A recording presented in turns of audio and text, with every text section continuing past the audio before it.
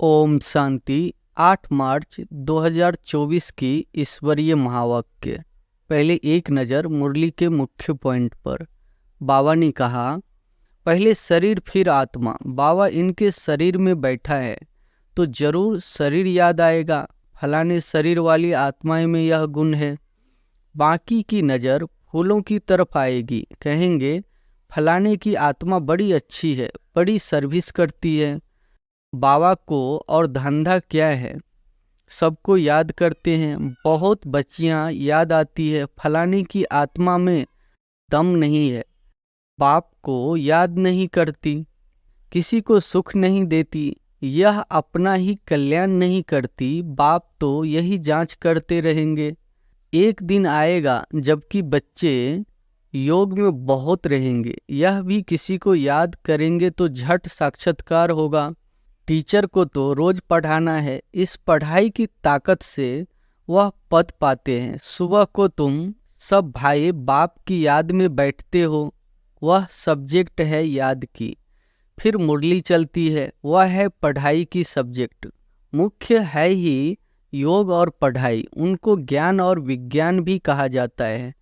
यह ज्ञान विज्ञान भवन है। ज्ञान से सारे सृष्टि की नॉलेज मिल जाती है। विज्ञान माना तुम योग में रहते हो, जिससे तुम पावन बन जाते हो। इस दुनिया का ट्रांसफर नीचे हो रहा है और तुम्हारा ऊपर हो रहा है। कितना फर्क है। वह कलयुगी सीढ़ी नीचे उतरते जाते हैं और तुम पुरुषोत्तम संगम योगी सीढ़ी ऊपर चढ़ते जाते हो। ज्ञान की एक चुटकी से आधा कल्प के लिए हम चढ़ जाते हैं, फिर वहाँ ज्ञान की बात भी नहीं होगी। तुम संगम युग पर खड़े हो और मनुष्यों के लिए कलयुग चल रहा है। कितना घोर अंधियारा है, गिरते ही रहते हैं। बाप से सदैव सच्चा रहना है। कहते हैं सच तो बीठो नच।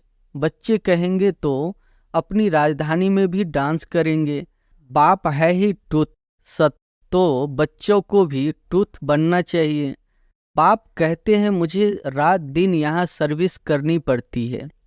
संदेशियों को, भक्तों को साक्षात्कार करना पड़ता है। बाप कहते हैं कहाँ भी जाते हो बैज पड़ा हो, इसमें लज्जा की बात नहीं है। यह तो बाबा ने बहुत कल्याण के लिए बनाया है।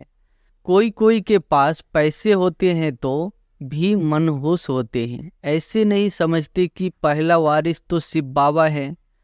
दे दान तो छूटे ग्रहण। हम तुमको अविनाशी रत्न देते हैं, वह सबको देते जाओ तो भारत पर वह सारी दुनिया पर जो राहु का ग्रहण बैठा हुआ है वह उतर जाए। अब सुनते हैं महावाक्यों को विस्तार से। मुरली का सार है, मीठे बच्चे बाप की सकाश लेने के लिए खुशबूदार फूल बनो। सवेरे सवेरे उठकर याद में बैठ, प्यार से बाबा से मीठी मीठी बातें करो। प्रश्न है, बाप को सब बच्चे नंबरवार याद करते हैं, लेकिन बाप किन बच्चों को याद करते हैं? उत्तर है, जो बच्चे बहुत मीठे हैं, जिन्हें सर्विस के बिना और कुछ सूझता ही नहीं, जो अति प्रेम से बाप को याद करते, खुशी में प्रेम के आंसू बहाते, ऐसे बच्चों को बाप भी याद करते हैं। बाप की नज़र फूलों तरफ जाती है। कहेंगे फलानी आत्मा बड़ी अच्छी है। यह आत्मा जहाँ सर्विस देखती भागती रहती है, अनेकों का कल्याण करती है, तो बाप उसे याद करते हैं। ओम शांति। बाप बैठकर सब आत्माओं को समझाते हैं। शरीर भी याद पड़ता तो आत्मा भी याद पड़ती है। शरीर बिगर आत्मा को नहीं याद किया जा सकता। समझा जाता है यह आत्मा अच्छी है, यह बाह्यमुखी है, यह इस दुनिया का सैर आदि करना चाहती है, यह उस दुनिया को भूली हुई है। पहले उनका नाम रूप सामने आता है। फलाने की आत्मा को याद किया जाता है। फलाने की आत्मा अच्छी सर्विस करती है। इनका बुद्धि योग बाबा के साथ है। इनमें यह गुण है। पहले शरीर को याद करने से फिर आत्मा याद आती है। पहले शरीर याद आएगा, क्योंकि शरीर बड़ी चीज है ना, फिर आत्मा जो सूक्ष्म बहुत छोटी है वह याद आएगी। इन बड़े शरीर की कोई महिमा नहीं की जाती है, महिमा आत्मा की ही की जाती है। इनकी आत्मा अच्छी सर्विस करती है, फलाने की आत्मा इनसे अच्छी है। पहले तो शरीर याद आता है, बाप को तो अनेक आत्माओं को याद करना पड़ता है। शरीर का नाम याद नहीं आता, सिर्फ रूप सामने आता है।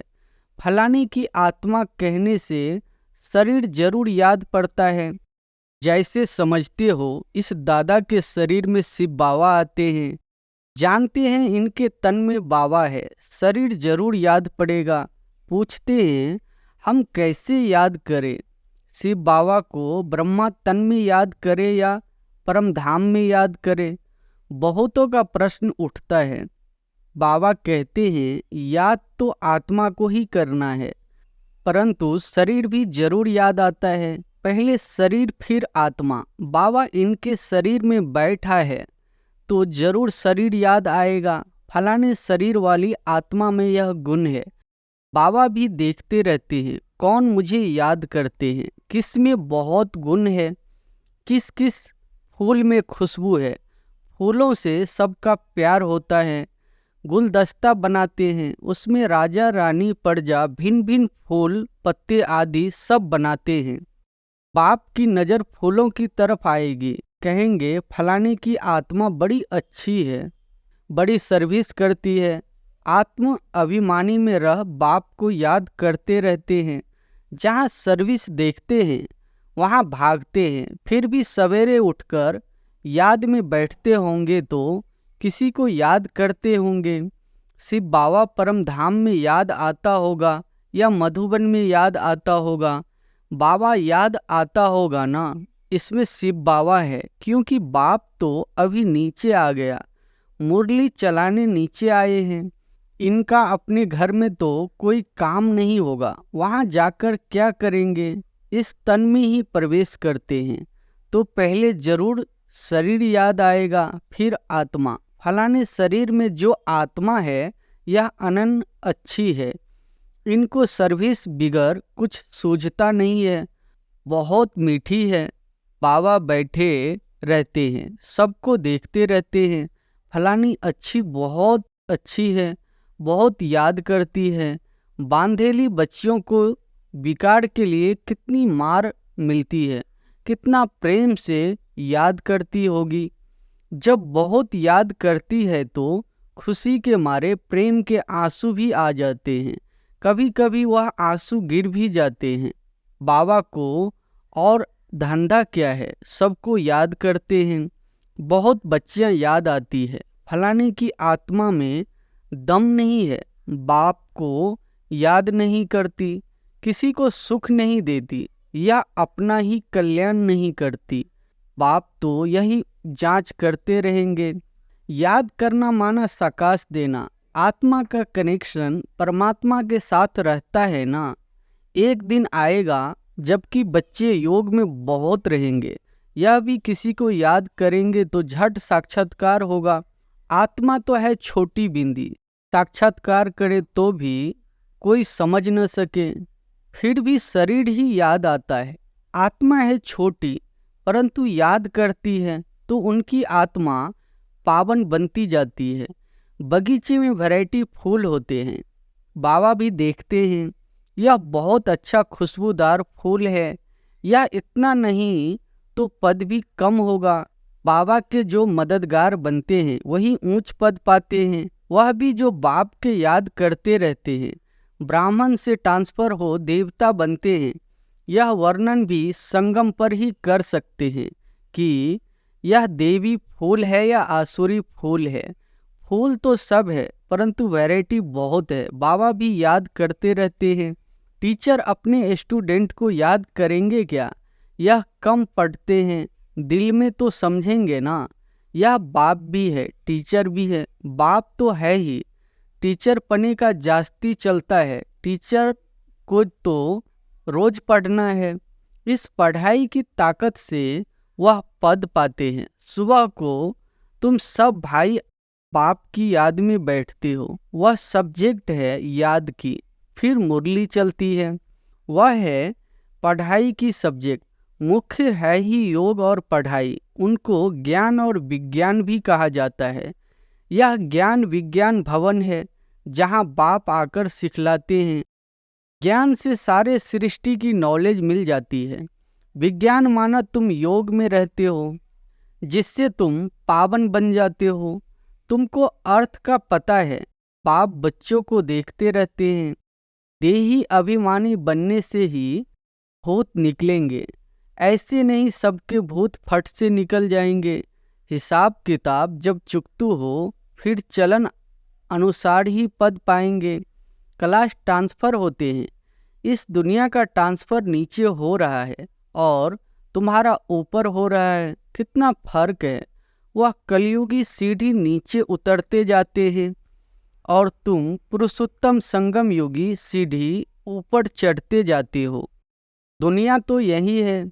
सिर्फ बुद्धि का काम है। तुम कहते हो हम संगम युगी है।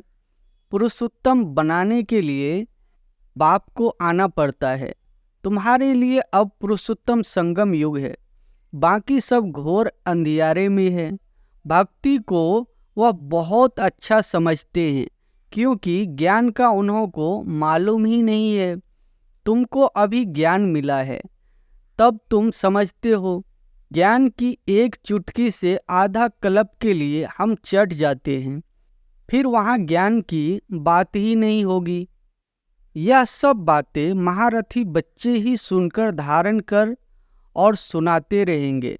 बाकी तो यहाँ से निकले और खल्लास। कर्म अकर्म विकर्म का राज भी भगवान ही समझाते हैं।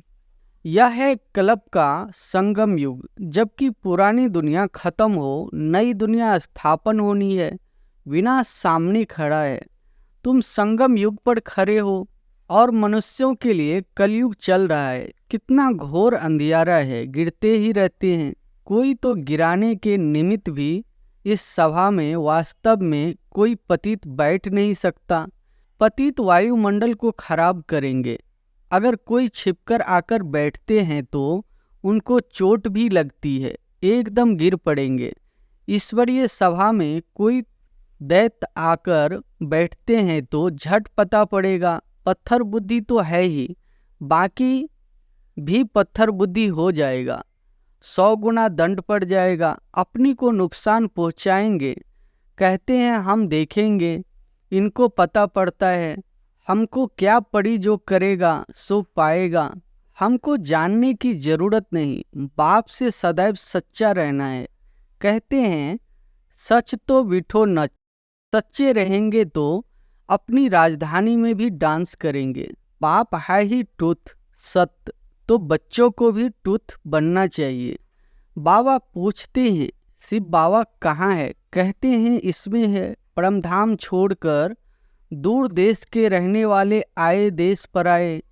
उनको तो अब बहुत सर्विस करनी है। बाप कहते हैं मुझे रात दिन यहाँ सर्विस करनी पड़ती है। संदेशियों को, भक्तों को साक्षात्कार कराना पड़ता है तो यहाँ ही, वहाँ तो कोई सर्विस नहीं। सर्विस बिगर बाबा को सुख ना आए। सारी दुनिया की सर्विस करनी है। सब पुकारते हैं बाबा आओ। कहते हैं मैं इस रथ में आता हूँ। उन्होंने फिर घोड़े गाड़ी बना दी है। अब घोड़े गाड़ी में श्री कृष्ण कैसे बैठेंगे? ऐसे भी नहीं कोई शौक होता है घोड़े गाड़ी पर बैठने का। देही अभिमानी और देही अभिमानी बनने की बातें संगम युग पर ही होती है, और सिवाय बाप के यह बातें और कोई समझा भी नहीं सकते हैं। तुम अभी जानते हो, पहले नहीं जानते थे। क्या कोई गुरु ने सिखाया? गुरु तो बहुत किए, कोई ने भी नहीं सिखाया। बहुत लोग गुरु करते हैं, समझते कोई से शांति का रास्ता मिल जाए। बाप कहते हैं शांति का सागर तो एक ही बाप ही है। वह साथ ले जाते हैं। सुख धाम शांति धाम का किसी को पता ही नहीं है। कलयुग में है शूद्र वर्ण, पुरुषोत्तम संगम युग पर है ब्राह्मण वर्ण। इन वर्गों का भी तुम्हारे सिवाय कोई को पता नहीं है। यहाँ तो सुनते हैं, बाहर निकलने से सब कुछ भूल जाते हैं, धारणा होती नहीं। बाप कहते हैं, कहाँ भी जाते हो बैज परा हो, इसमें लज्जा की बात नहीं है। यह तो बाबा ने बहुत कल्याण के लिए बनाया है। किसी को भी समझा कर दो, कोई सेंसिबल होगा तो कहेगा इस पर आपका खर्चा हुआ होगा। बोलो खर्चा तो होता ही है, गरीबों के लिए फ्री है। वह धारणा कर ले तो ऊंच पद पा सकते हैं। गरीब के पास पैसे ही नहीं तो क्या करेंगे? कोई के पास पैसे हैं परंतु मन होश है। इनसे प्रैक्टिकल करके दिखाया, सब कुछ माताओं के हवाले कर दिया। तुम बैठ सब कुछ संभालो, क्योंकि अब तो यह ज्ञान मिला है कि पिछाड़ी में कुछ भी याद न आए। अंतकाल जो स्त्री सिमरे, बड़ी बिल्डिंग्स आदि होगी तो अवश्य याद पड़ेगी, परंतु थोड़ा भी ज्ञान सुना तो प्रजा में जरूर आएंगे। बाप तो है ही गरीब निवाज। कोई कोई के पास पैसे होते हैं तो भी मनहूस होते हैं। ऐसे नहीं समझते कि पहला वारिस तो शिव बाबा है। भगवान वारिस तो भक्ति मार्ग में भी है। ईश्वर अर्थ देते हैं, क्या वह कंगाल है जो उनको देते हैं? समझते हैं ईश्वर के नाम पर गरीब को देंगे तो ईश्वर एवज में देंगे। दूसरे जन्म में मिलता तो है, कहते हैं दे दान तो छूटे ग्रहण। बाप को सब कुछ दे दिया, शरीर मित्र संबंधी आदि सब कुछ बाबा को समर्पण कर दिया। यह सब कुछ आपका है। इस समय सारी दुनिया पर ग्रहण लगा हुआ है, वह कैसे एक सेकंड में छूटता है? काले से गोरे कैसे बनते हैं, यह अब तुम ही जानते हो, फिर औरों को समझाते हो। जो कहते हैं हम अंदर में समझते हैं परंतु किसी को समझा नहीं सकते हैं, वह भी कोई काम के नहीं। बाप कहते हैं दे दान तो छूटे ग्रहण। हम तुमको अविनाशी रत्न देते हैं, वह सबको देते जाओ तो भारत पर वह सारी दुनिया पर जो राहु का ग्रहण बैठा हुआ है वह उतर जाए और बृहस्पति की दशा हो जाए। सबसे अच्छी होती है बृहस्पति की दशा। अब तुम जानते हो भारत खास और आम दुनिया पर राहु का ग्रहण लगा हुआ है, वह कैसे छूटे? यह तो बाप है ना। बाप तुम्हारे से पुराना लेकर नया देते हैं। इसको कहा जाता है बृहस्पति की दशा। मुक्ति धाम में जाने वाले के लिए बृहस्पति की दशा नहीं कहेंगे। अच्छा, मीठे मीठे सिकी लदे बच्चों प्रति माता पिता बाप दादा की याद प्यार और गुड मॉर्निंग। रूहानी बाप की रूहानी बच्चों को नमस्ते। धारणा के लिए मुख्य सार, पहली पॉइंट है सदा खुशी में डांस करने के लिए सच्चे बाप से सच्चा रहना है, कुछ भी छिपाना नहीं है। दूसरी पॉइंट है बाप जो अविनाशी रत्न देते हैं वह सबको बांटने हैं, साथ साथ शिव बाबा को अपना वारिस बनाकर सब कुछ सफल करना है। इसमें मनहूस नहीं बनना। वरदान है बिंदु और बिंदु के महत्व को समझ अपनी श्रेष्ठ स्थिति बनाने वाले सिद्धि स्वरूप भव। बिंदु और बिंदु के महत्व को समझ अपनी श्रेष्ठ स्थिति बनाने वाले सिद्धि स्वरूप भव। शिव परमात्मा की पूजा में एक बिंदु की विशेषता है, दूसरी बूंद बूंद की विशेषता है। दोनों का अपना महत्व है।